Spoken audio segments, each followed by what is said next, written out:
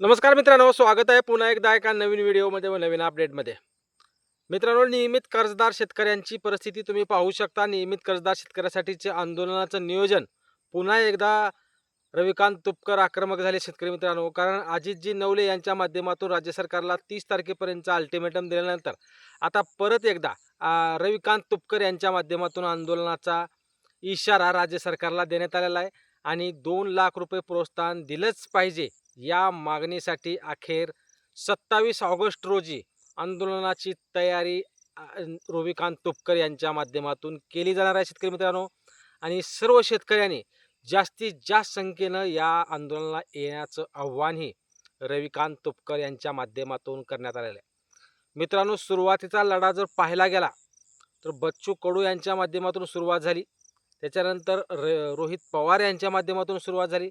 त्याच्यानंतर अजितजी नवले यांच्या माध्यमातून आणि आता रविकांत तुपकर यांच्या माध्यमातून या चौघांनी आज कर्जमाफीचे जे काही नियम आहेत, ज्या अटी आहेत, जे निकष आहेत, कर्जमाफी जाहीर करण्याची तारीख आहे, या चौघामुळे हे सर्व आजपर्यंत घडत आलेलं आहे. कर्जमाफी जाहीर होण्याची तारीख जाहीर झाली, कर्जमाफी जाहीर झाली. कर्जमाफीच्या घातलेल्या अटीतल्या काही निकष बाजूला गेले. 2019 मधील शेतकरी कर्जमाफीत परत एकदा आले. परंतु महत्त्वाचा मुद्दा, सर्व गोष्टी घडतात परंतु नियमित कर्जदार शेतकऱ्यांना न्याय कोण देणार, हा खूप महत्त्वाचा मुद्दा अजूनही ताणून धरलेला आहे. तो म्हणजे अजित नवले आणि रविकांत तुपकर यांच्या माध्यमातून. कारण शेतकरी मित्रांनो, अजितजी नवले यांच्या माध्यमातून एखादा आंदोलन परवा झाल्यानंतर परत त्यांनी शिष्टमंडळ घेऊन जेव्हा मुख्यमंत्र्यांशी चर्चा केली तेव्हा अजितजी रविकांत तुपकर दिसत नव्हते. रविकांत तुपकर शांत झाले का, रविकांत तुपकर याबाबत बोलायला का तयार नाहीत, असं खूप शेतकऱ्यांच्या मनामध्ये प्रश्न निर्माण झाले होते. अखेर रविकांत तुपकर आज आक्रमक झालेले आहेत आणि 27 ऑगस्टपासून अखेर राज्यभरात चलो मुंबई आंदोलनाचा आव्हान अखेर शेतकऱ्यांना केलेला आहे. त्यामुळे राज्य सरकारच्या माध्यमातून जर निर्णय घेण्यात आला, जर शेतकऱ्यांना अनुदानाबाबत निर्णय नाही घेण्यात आला, नियमित कर्जदार शेतकऱ्यांना 2 लाख रुपये बाबत निर्णय जर नाही घेण्यात आला तर 27 तारखेचा अल्टिमेटम माननीय रविकांत तुपकर यांच्या माध्यमातून राज्य सरकारला देण्यात आलेला आहे. त्यामुळे शेतकरी मित्रांनो, 27 तारखेचा अल्टिमेटम रविकांत तुपकरांचा, 30 ऑगस्टपर्यंत चर्चा करण्यासाठीचा अल्टिमेटम नवले साहेबांचा. त्यामुळे नियमित कर्जदार शेतकऱ्यांना खरंच राज्य सरकारकडून पैसे दिले जाऊ शकतात का वाढीव? राज्य सरकार याबाबत दिलासादायक निर्णय घेऊ शकतं का? सकारात्मक निर्णय हा येईल का? खूप मोठे प्रश्न शेतकऱ्यामध्ये आहेत. शेतकऱ्यांच्या कमेंट मी पाहतो व्हिडिओमध्ये शेतकरी मित्रांनो. तर काही जणांची अपेक्षा आहे की राज्य सरकार काही देणार नाही, हे फक्त बोलतात, काहीच करत नाहीत. काही जणांनी कमेंट अशा केल्या की अजितजी नवले हे आंदोलन करत आहेत, कर्जमाफीची तारीख पुढे ढकलत आहेत, रविकांत तुपकर आंदोलन करतोच म्हणत आहेत. असे काही शेतकऱ्यांचे प्रश्न मी कमेंटमध्ये वाचले शेतकरी मित्रांनो. शेतकरी मित्रांनो, आज अजित नवले, रोहित पवार असो, बच्चूभाऊ कडू असो आणि रविकांत तुपकर असो, हे जे आज आंदोलन करत आहेत, हे शेतकऱ्यासाठी आंदोलन आहे. आणि मित्रांनो, आज सगळं संपलंय.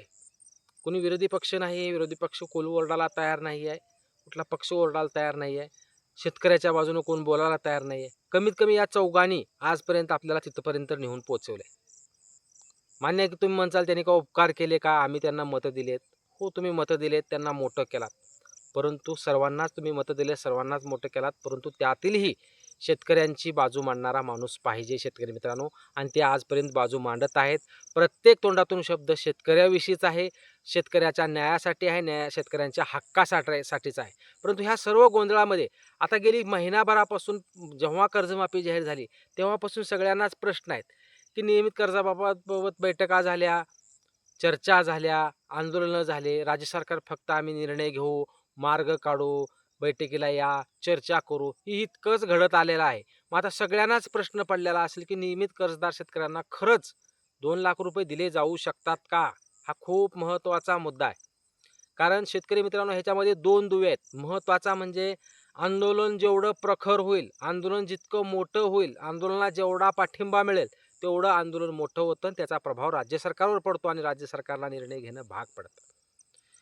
आणि जे शेतकऱ्यांसाठी लढतात, जे शेतकऱ्यांसाठी आंदोलन करतात, अशा आंदोलनकर्त्याला तुम्ही जर पाठिंबा नाही दिलात, आंदोलनाला नाही गेलात, आंदोलनकर्त्याची संख्या कमी झालं, तर आंदोलन मागं पडतं, आंदोलन छोटं होतं, त्याचा प्रभाव राज्य सरकारवर पडत नाही आहे.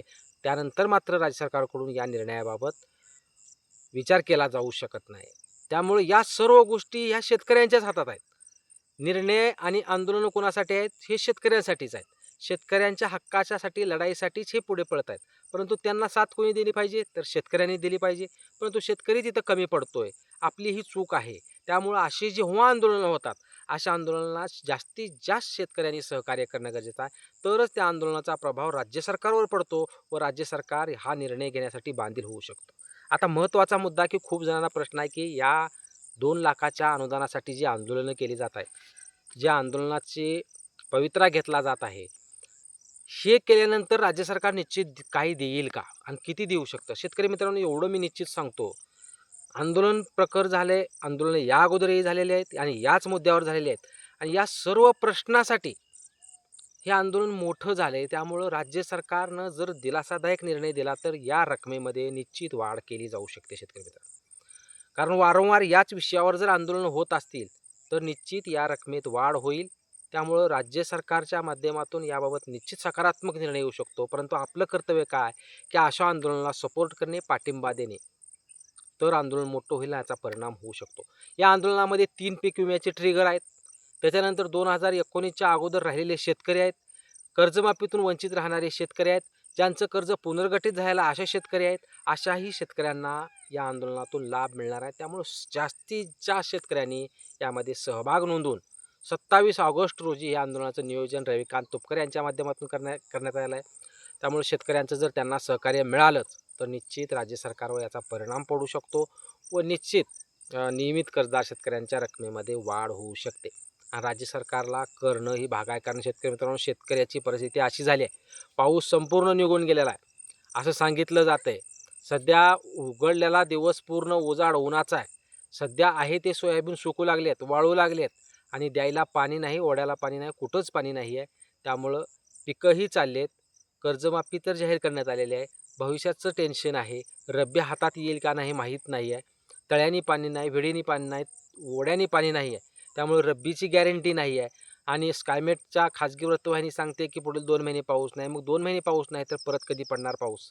त्यामुळे परिस्थिती खूप कठीण आहे. राज्य सरकारने यात सकारात्मक निर्णय घेऊन या नियमित कर्जदार शेतकऱ्यांना 27 ऑगस्ट रोजी जे निर्णय होणार आहे, 27 ऑगस्ट रोजी जो आंदोलन होणार आहे, त्या आंदोलनाला जास्तीत जास्त शेतकऱ्यांनी पाठिंबा देऊन सकारात्मक निर्णय राज्य सरकारने घेणं गरजेचं आहे. कारण नियमित कर्जदार शेतकरी आणि कर्ज भरून चूक केली नाही. नियमित कर्जदार शेतकऱ्यांनी लोकांचे हात उसने घेऊन लोकांचं कर्ज उपसून हे बँकेचे पैसे भरलेले आहेत, त्यांनी पाप केलेलं नाही. त्यामुळे त्यांना त्यांचा हक्काचा जो हिस्सा आहे त्यांना मिळणं अपेक्षित आहे. थकबाकीदाराला 2 लाख रुपये दिले, तर नियमित कर्जदार शेतकऱ्यांनाही 2 लाख रुपये द्या अशी मागणी रविकांत तुपकरची, अजित नवलेची आहे. त्यामुळे या पाठिंबा या आंदोलन कसं होतं आपण पाहूया. आंदोलनात यश किती येतं, राज्य सरकारमार्फत चर्चा होते का, त्याबाबत संपूर्ण अपडेट आपल्या चॅनलवर येत राहील. चॅनलवर नवीन असाल तर चॅनलला सबस्क्राईब करा. जास्तीत जास्त शेतकऱ्यांपर्यंत व्हिडिओ शेअर करा.